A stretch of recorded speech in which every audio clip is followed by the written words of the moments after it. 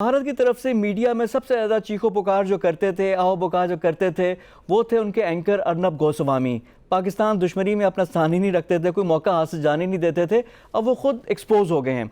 मामला था 83 लाख की लेन देन का, लेकिन अब बहुत कुछ अयां हो गया है। उनकी जो व्हाट्सएप की चैट थी, उसके जो ट्रांसक्रिप्ट आए हैं, उसमें हैरत अंगेज़ इंकशाफात हुए हैं, जो पाकिस्तानियों के लिए तो कोई इसमें हैरत की बात नहीं है, क्योंकि हमें तो पता था कि जो ये इन्होंने किया ड्रामा, कि अपने ही जो 40 जवान थे जो पुलवामा में उनके वहाँ पे जाँ भाग हुए थे, उनके बारे में रिजॉइस कर रहा था कि बहुत अच्छा मेरी रेटिंग आ जाएगी, जो TRPs है, जो रेटिंग की गेम में। और उसके अलावा एक नेक्सस था जो मोदी सरकार का और अर्नब गोस्वामी के दरमियान, के पुलवामा के बाद उसने कहा था कि 23 फरवरी को कि बहुत बड़ा होने वाला है कश्मीर में, तो वो भी एक नेक्सस के भारत का जो प्लान है वो भी इससे एक्सपोज हो रहा है। इन तमाम इश्यूज़ पे गुफ्तगू करेंगे। हमें ज्वाइन कर रहे हैं लंदन से अतर काज़मी साहब। अतर काज़मी साहब तजियाकार भी हैं और भारतीय चैनल्स पे भी काफ़ी इनकी अपीयरेंसेस होती हैं, वहाँ पे भी पाकिस्तान का मौक़िफ़ भी ये पेश करते हैं और बात करते हैं। काज़मी साहब, अस्सलाम वालेकुम and welcome to the show. वालेकुम सलाम, थैंक यू सो मच।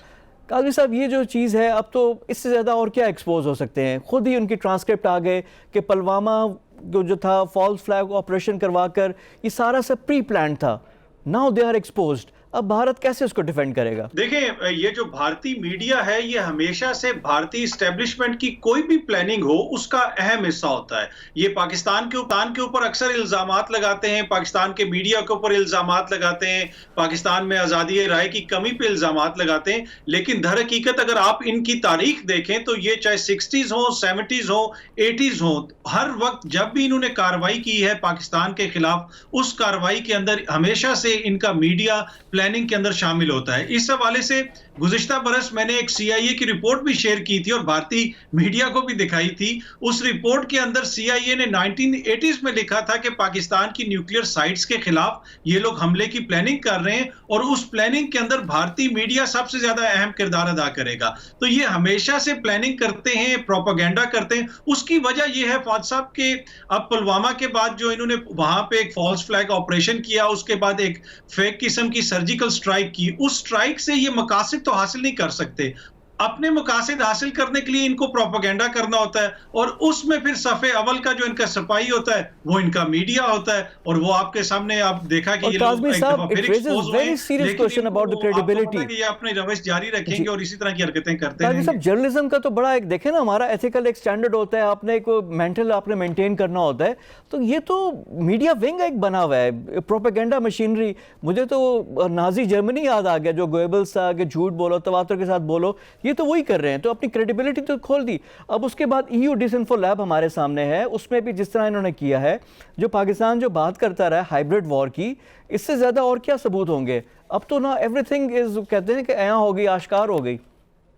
जी बिल्कुल बिल्कुल, आपने सही कहा कि EU डिसइंफो लैब को आप देख लें, इनके अपने मीडिया का किरदार देख लें, और ये जो चैट्स लीक हुई हैं इनमें ना सिर्फ अर्नब गोस्वामी का किरदार है, बहुत सारे दीगर चैनल्स का, दीगर सहाफियों का भी किरदार है। यहां तक उस चैट्स के अंदर अगर आप वो चैट्स के ट्रांसक्रिप्ट पढ़ें, उनके अंदर इस तरह के मैसेजेस हैं कि जी हमारे चैनल को RSS की फंडिंग है, आप हमारी हमायत करें, ये जो इस टेंपल का मसला था इसके ऊपर हमने ये रिपोर्टिंग की। तो ये शो करता है कि किस हद तक वहां की हुकूमत, मौजूदा हुकूमत कंट्रोल करती है मीडिया को। लेकिन ओवरऑल जिस तरह मैंने आपको पहले भी बताया कि हमेशा से भारतीय मीडिया भारत की फौज का, भारत की खुफिया एजेंसियों का सफ़े अव्वल का सिपाही रहा है। जब भी पाकिस्तान के हवाले से कोई भी बात हो, मेन जंग जो लड़ते हैं वो मीडिया के ऊपर ही लड़ते हैं। और चाइना के खिलाफ भी जो इन्होंने जंग लड़ी वो आपने देखा कि मीडिया के ऊपर ही लड़ी जा रही है। और ये देखें ना कि सबसे बड़ा रुपया वाला जो है ना, कि वो चीज़ आ गई कि रेटिंग की धुन में अंधाधुंध यानी उसको कर रहे हैं कि अपने जवान उनके 40 पुलवामा में हुए तो वो रिजॉइस कर रहे हैं, खुशी का इजहार कर रहे हैं कि जी रेटिंग आएगी और इस तरह की चीज़ें। तो रेटिंग के लिए, पैसे के लिए क्या कुछ भी कर सकते हैं लोग?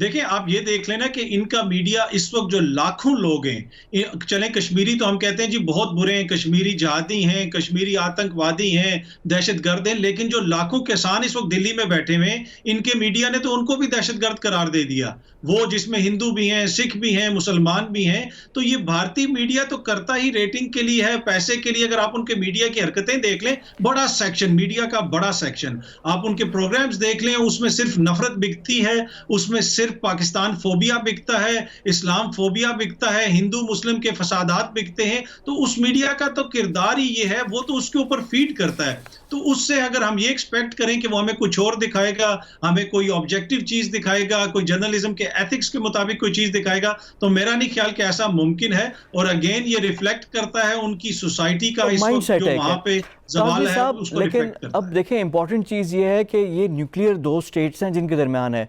इस तरह रेटिंग और इसके चक्कर में ये स्टेक्स हाई करते हैं, एंट्री होता है जो every action has a reaction. तो इन लोगों को क्या अकल नहीं है कि इनकी जो ये रेटिंग और इनके चक्करों में जो नेक्सस है, ये क्या कितना बड़ा तूफान ला सकते हैं ये सारी चीज़ें? बिल्कुल, ये आपने बड़ा इंपॉर्टेंट चीज इश्यू उठाया। देख लें कि नेपाल जैसा जो छोटा सा मुल्क है, उसके खिलाफ इन्होंने प्रोग्राम्स किए, उसके खिलाफ इन्होंने बातें की और फिर वहां से भी रिएक्शन आया। फिर चाइना के हवाले से जो इन्होंने किया, फिर चाइना से जो रिएक्शन आया। तो इनका मीडिया, इनका माउथ पीस तो है, लेकिन जब आप जरूरत से ज्यादा बात करें, जरूरत से ज्यादा बयानात दें, तो फिर उसका नुकसान भी होता है। हमने देखा कि बांग्लादेश ने भी नापसंदीदगी का इजहार किया एक मौके के ऊपर, दीगर ममालिक भी करते हैं। और बैन अल-अक़वामी तौर पे इनका मीडिया इस वक्त जिसे कहते हैं लाफिंग स्टॉक, एक मजाक की वजह बन चुका है। लोग हंसते हैं इनके ऊपर, तो अपनी बदनामी का बायस बन रहे हैं। पर अगेन ये जारी रखेंगे। ईयू डिसइंफो लैब में भी हमने देखा कि इनका तो पूरा एक नेटवर्क है और इनका मीडिया और झूठ का जो साथ है वो अच्छा कभी हम काज़मी खत्म साहब, नहीं कर कल सकते। इंडिया में अनफॉर्चुनेट भारत में आर्मी डे भी मनाया गया। उस मौके पर जो ज़बान इस्तेमाल की गई, जो धमकियां दी गई पाकिस्तान को, चीन को, तो ये कुछ क्या सोच रहे हैं इंडिया में, क्या सोच है? ये जो मोदी सरकार है, जिस तरह ये एक्सपोज हो रहे हैं हर जगह पे, इसके बाद क्या डेस्परेशन में क्या कुछ भी कर देंगे? और जिस तरह के कल बयानात इन्होंने दिए हैं, वो कहीं से भी आप उसको आप जायज़ा लें, मुनासिब नहीं थे। जी बिल्कुल। पहले तो मैं उनके आर्मी चीफ का बयान दे दूं, इतनी ठंडी धमकी मैंने अपनी जिंदगी में नहीं सुनी। जिस तरीके से वो दे रहे थे, तो वो लग रहा था कि शर्मिंदा शर्मिंदा वो बात कर रहे हैं। फौजी तो हमने कभी ऐसे बात करते हुए नहीं देखे, इसलिए कि उनको हकीकत पता है। ये वो बयानात हैं जो प्राइम मिनिस्टर मोदी के ऑफिस से लिख के उनको आते हैं। जिस तरह पाकिस्तान के अंदर बहुत सारे सहाफियों को व्हाट्सएप के ऊपर मैसेजेस आते हैं ना, ये खबर चलानी है, उधर भी प्राइम मिनिस्टर मोदी साहब भेजते हैं फौज को कि आपने ये बयान देना है। और फौज की जो वहां पे इस पॉलिटिकल सिचुएशन है, वहां पे पॉलिटिकल अपॉइंटमेंट्स हो चुकी हैं। जनरल नरवाने आर्मी चीफ हैं, लेकिन बिपिन रावत साहब को सीडीएस बना दिया, एक नया ओहदा बना के उनको वहां पे लगा दिया गया है। तो ये दोनों हर वक्त इस कोशिश में रहते हैं कि मैंने मोदी को ज्यादा खुश करना है, इस तरह के बयानात दे दें। लेकिन ऑन द ग्राउंड क्या रियलिटी है, वो लद्दाख में भी लोगों ने देख लिया, बालाकोट के बाद पाकिस्तान में भी लोगों ने देख लिया और दुनिया ने भी देख लिया। इस तरह की बातें ही ये कर सकते हैं और ये लोग करते रहेंगे। और ये पूरी तरह एक्सपोज हो गए, यानी कि हमें तो कुछ करने की ज़रूरत ही नहीं है, खुद ही चीज़ें आ रही हैं। पहले ईयू डिसइंफो लैब आ गई, अब ये जो ट्रांसक्रिप्ट आ गया, ये चार्ज शीट है पूरा। बहुत शुक्रिया आपके टाइम का। हमारे साथ मौजूद थे अतर काज़मी, लंदन से हमारी गुफ्तगू हो रही थी। और इंडिया स्टैंड्स एक्सपोज्ड, जिस तरह की उनकी हरकतें हैं, अब ईयू के डिसइंफो लैब हो जाए या ये जो अब चार्ज शीट है एक तरह से, जो अर्नब गोस्वामी के जो स्टेटमेंट्स हैं, इसके बाद कुछ कहने की गुंजाइश नहीं है। अब ये पूरी दुनिया के सामने ये चीज़ अब